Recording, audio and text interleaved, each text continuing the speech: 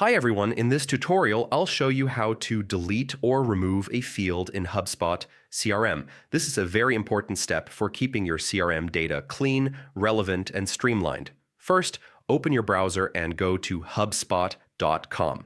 Log into your account using your credentials. For extra security, you can also use a password manager to protect your login details.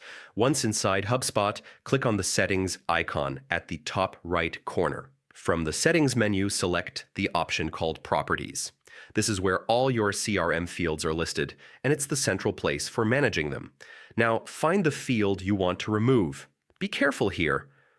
Some core system fields cannot be deleted, as they are essential for HubSpot's processes. For other fields, you'll first need to archive them. Archiving acts as a safeguard before permanent deletion.